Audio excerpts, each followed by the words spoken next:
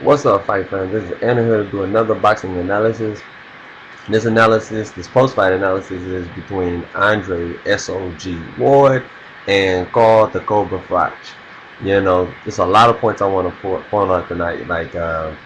Andre Ward is really a class act. He said what he was going to do. He even proved Tony Althara and many people wrong who thought that, Andre Ward was just going to get knocked out.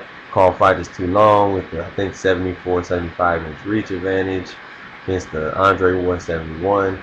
Andre Ward really showed that he is everything that I knew he could be and everything. Like, this guy is now a Ring Magazine champ at 168 pounds. He should be moved down in the pound for pound rankings on ringtv.com. Doug Fisher, I'm just saying, like, he should be at least 6 or 7 now in the pound for pound rankings. I mean, this guy has unified the titles at 168 pounds. The only competition left is Lucien Boutet from Canada. That's who I really want to see him fight, and like he gives good fighting. Southpaw stance, he's long, he's rangy, he has timing and power, and power. He has great power and speed too. So that'd be good to see two speed boxers going at it, picking their shots back and forth. Andre Ward just had the better game plan tonight. Great head movement. That's how you beat Froch in the first place and make him miss a lot. That was evident in the Andre Darrell fight that I saw. That's when I thought Carl Froch was a bum.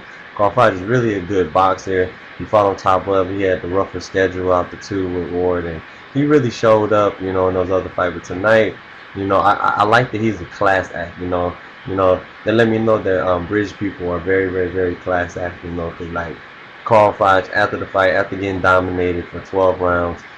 Even though, Andre Ward lost, in my eyes, 2 rounds, the 9th round and the 11th round, but I mean, Carl Froch was trying his hardest to knock him out in the 12th. And of course, Carl Froch threw a couple of blows that were, illegal with the elbow and everything. But Andre Ward, he's putting his head into his chest, and Froch is getting frustrated. You understand? Like, that's a big part of beating a boxer when they thought the whole time you were going to box him back up. When Andre Ward came forward and threw the straight lead. That's what it's called, people, in boxing. Straight lead right hand. When you throw that straight lead right hand, you're showing so much accuracy to the judges. And that's a big thing that they score in boxing. Remember, this is boxing, not fighting. They do fight into the fight, but it's boxing. It's the sweet science. I mean, another thing that Ward was doing that was really beautiful throughout the rounds, the second and third and part of the fifth and sixth, he was throwing a straight right hand and wait for Froch to do something stupid, and he would counter that, with a left hook. Every time Froch missed his, wacky straight right hand or overhand right, Froch would come over with a left hook. And that check left hook, that's what it's called. There's two types of check left hooks in my eyes.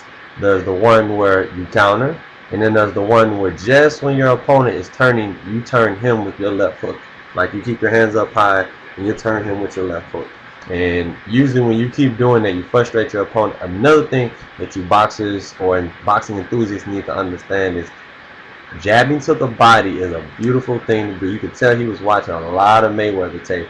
I mean, he did a lot of jabs to the body. I mean, he was hitting him in the solar plexus over and over, and he just kept hitting him in the belly button area. And what it does is it throws your opponent off, because your opponent has a game plan, going into the fight. But if you keep doing it every 20 seconds, throughout the rounds, you hit him with a, a little tap, or you can have some power on it, and then you get out the way. That really throws off your opponent. Let me get to the correct figures. And Andre SOG Ward, you deserve everything that you're getting. You're undefeated. You're celebrated American superstar over here, even though they still don't give you the credit that you deserve, but that's okay. And you're Olympic gold medalist. That's the most important. Nobody can take that away from you ever, and you earned it. Let's get straight to it. Ward. I mean, this is amazing. 243 punches were landed tonight by Andre SOG Ward. And that lets you know how accurate Ward is. People say, oh, all he does is lead with his head. No, he's very muy accurate. That's what people forget. And then Froch, he landed 150. That's still a lot of punches, but a lot of those were body punches, kind of arm punches. Those weren't, a whole bunch of head blows. Let's get straight to the percentages. This always will tell you if you're going to win a fight or not. When you land double the percent that your opponent, you win every time. You're going to win. Unless the person knocked you out, like Jermaine Taylor versus Froch, you're going to win the fight.